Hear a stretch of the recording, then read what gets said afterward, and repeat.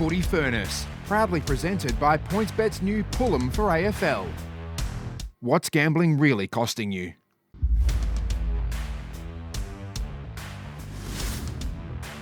Morning, everyone. Welcome to Footy Furnace. 3 games into round 2026. Plenty of talking points, but I've got to quickly get in the Hawthorn legend, the Hawthorn icon, centre half forward extraordinaire, Dermott Brereton. Morning, Derm. Hey, Jimmy. How you going, mate? Great. Should we make any snap reactions? This is the industry we live in. Some brilliant games of football. Carlton with a bad, Hawthorn, but some great footy being played already. Yeah, look, the first snap judgment for me is the Bulldogs have heart. They were just awesome. You just felt like this is the premiership team. They know how to win from here. They're on their home deck. They've got this right now. It'll end up a Lions win. But the Doggies just refused. They had men on the sideline. Having said that, McCluggage was as well. But the Dogs just refused to give in. It was an awesome. So the snap judgment for me straight up is the Doggies have heart. Loads of it. Zach Bailey, a bit of an incident that caught your eye? Yeah, I'm bemused by the way we look at the world in terms of the untoward actions. Zach Bailey rolled over the boundary line with Michael Selwood, Doggies recruit, saw his head there and just went, bang, got him. But because there's no injury sustained, we go, nothing to see here, move on. To me, for somebody who knows a fair bit about the tribunal, the action needs to be punished. It's not all about the result. You can't see somebody's head and go, that's a good spot to elbow. I'll deliberately elbow him in the head. You can't do that. It just shouldn't be about the injury sustained. It should be about the action. It should be censured in some way. So in saying that, do you think then Harris Andrews has got something to worry about with Artie Jones with the arm going back? Well, his was more of an accident. But he wanted to make contact. He saw he was going to be there. He wanted to put the arm across, block him with that, the arm going where he wanted to hit him across the chest to knock him off balance so he couldn't get access to the footy. But he made the action to do that. He'll go for that.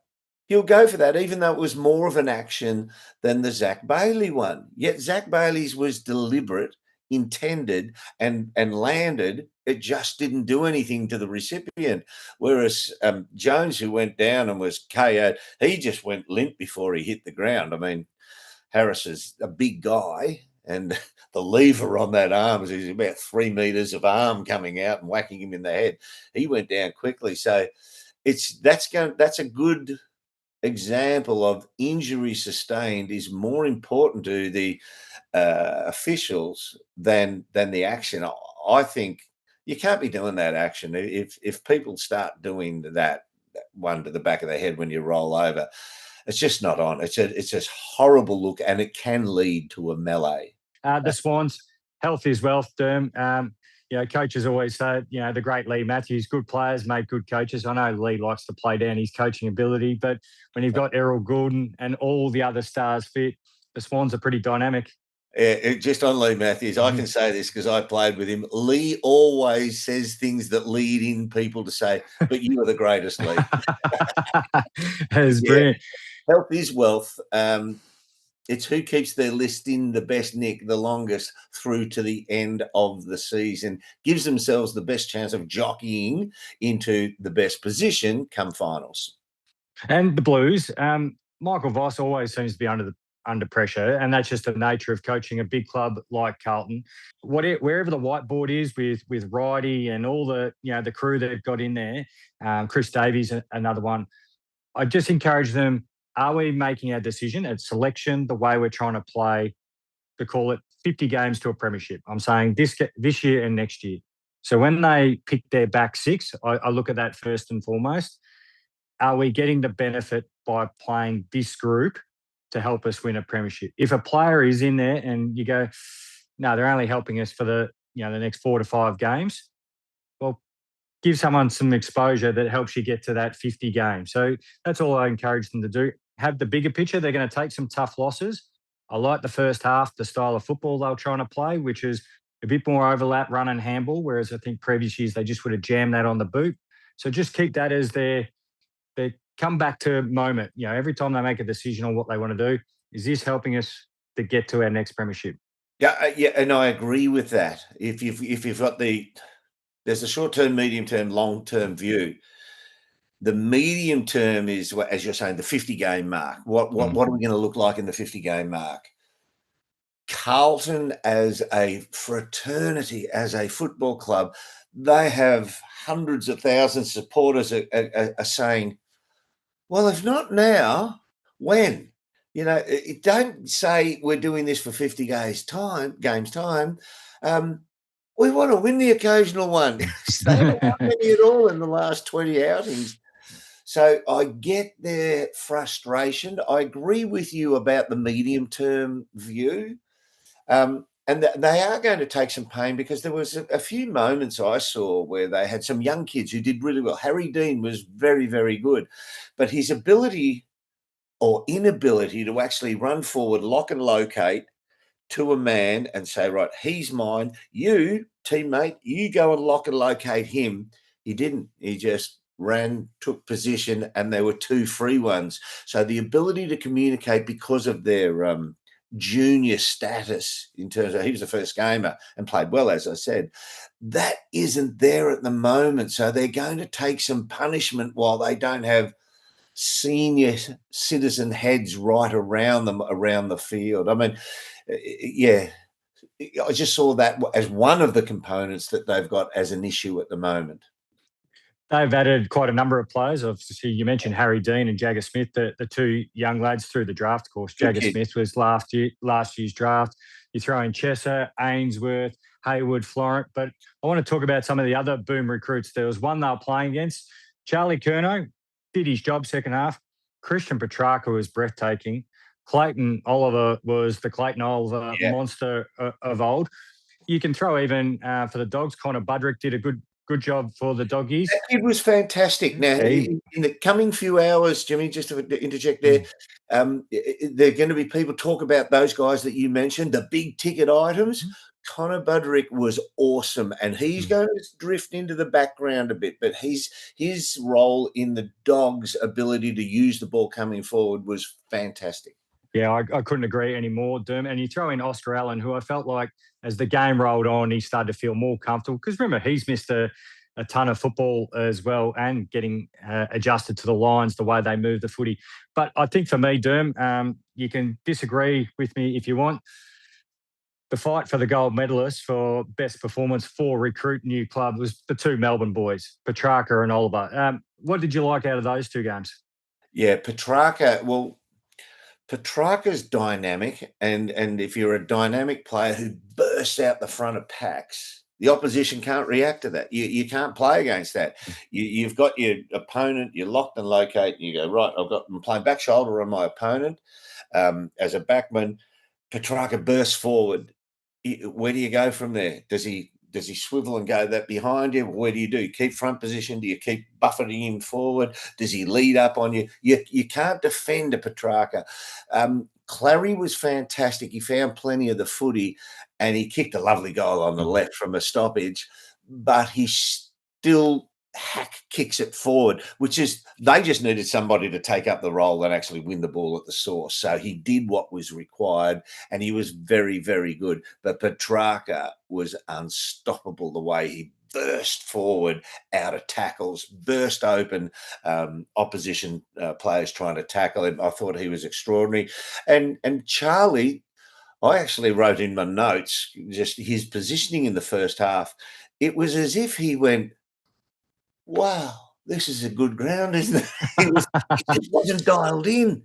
Wiedering actually took initial steps and led him to the ball in the first half. And I thought, Charlie, you have got to bloody dial in here. And he was good in the second half because he's very good at ground ball as well as being an aerial threat. But, yeah, I thought he had a really poor first half and a quite good second half. Yeah, the thing that stood out for me the most, Christian Petrarca, was his ball use. I don't think I've seen him kick the ball across a game as well as that. He's hitting lasers. He was taking the pressure off it. I think he went at 87%. But I think the difference being is he was able to get himself out into space. And, as they say, get his shoulders facing goal. He looked powerful. He looked fit. And that allowed him just to have that steadying step to go, all right, where's the one inside forward 50? Footy Furnace, presented by Hyundai. Get a deal you'll be proud of at Hyundai. And Brady Hotels and Apartments. Melbourne's CBD accommodation just minutes from Marvel Stadium and the MCG. Whenever a side gets touched up in the grand final and then they don't perform well early in the season, we're premiership hangover. We just, we pull it out of the drawer. We put it on the front pages of the paper.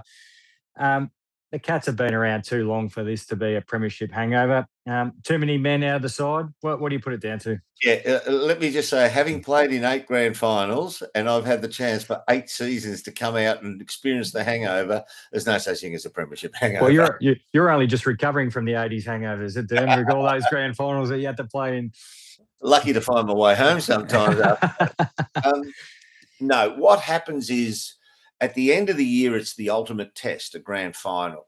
And you look at it and you say, right, the opposition is this good. We were only that good. They beat us. They knocked us around. We have to increase that little bit to catch up to them. So you take sometimes steps backwards to come forward. And that can have an impact and effect on your output for the coming season. The Cats, everybody's got every makeup of every team in the comp, every type of makeup. The Cats have some beautiful users of the footy, some wonderful go-forward type players, and they've got the balance of the hard tenacity type players as well. They were exposed a bit, I thought, for hard, tenacious players in the absence of Patrick Dangerfield. Only one player, and Jeremy's hard up front as well. There's no doubt about that. But I thought it showed a mini underbelly that was a little soft for the Cats. Their inability to hold and stick tackles, their inability to rough it up with the Suns. The Suns roughed them up, and the Cats just weren't quite there. And as I said, you don't expect everybody to fly the flag and run in and be, Hulk Hogan and snarl and spit and get angry at the opposition, get in their face. Takes all different sorts. But there were just too many who weren't prepared to fight the fight in the right moment for the Cats. And I think that'll be tweaked, and I think they'll be able to cover it, and they'll be able to get their, when I say it, not untoward, but their viciousness back, at the opposition when the opposition has the ball. It just lacked. I will say, though, one of the things we've skipped over in the recruits, he's literally a new recruit. Tanner Bruin was a bright spark. I thought his ability to give them wheels and punch and drive was fantastic. Yeah, he's explosive. His ability to shift his way through a contest. I'm putting it in grey lead at the moment, Derm. Not quite in pen, but it's just on, you put it on that piece of paper on the side where just the high half forward, which a lot of sides now have, more than one. They've got multiple. You look at the Lions, it's Loman, Bailey, Rayner can come up and do it. I know I'm going to forget one or two. Gold Coast now with Petrarca, Humphrey, Took Miller coming up from that high half forward role. Or the front half mid forward. The type of player I'm talking about. The Cats might have a bit of an issue stopping that or actually quelling the influence of those players on the game. I've just got it in grey lead. It's just something I'm going to watch this year regarding the Cats back six and what the Lions were able to expose, in particular, grand final day. But I just want to watch it a little bit more because I think if I'm forward scouting the Cats, there's a few things, if I was playing against them, what I'd probably try and set up. But Jimmy, can I ask you as well?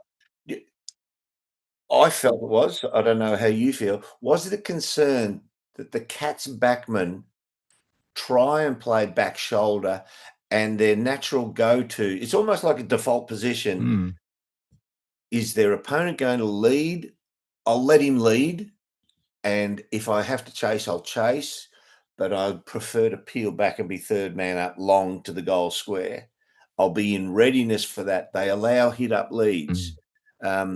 Tom Stewart, wonderful champion player. He does it religiously. I reckon he probably had 8 lead-up marks on him on the night. Yeah. We've got so much to talk about, Derm. We'll touch on the Hawks and the Giants a little bit later tonight. St Kilda and Collingwood, which will be on air straight after. Just before we wrap up, Derm, you got a tip, St Kilda or Collingwood? Who are you going for? Magpies, they're just the know-how. I think they'll get it done. They're depleted, but I think they'll get it done. I'm still not completely sold on the Saints recruits. What about you? I'm taking the Saints by 11 points in front of 92,000 people at the G. It's going to be an absolute blockbuster. As I just said, Derm, you'll be joining me straight after the game for Footy Furnace. Yep.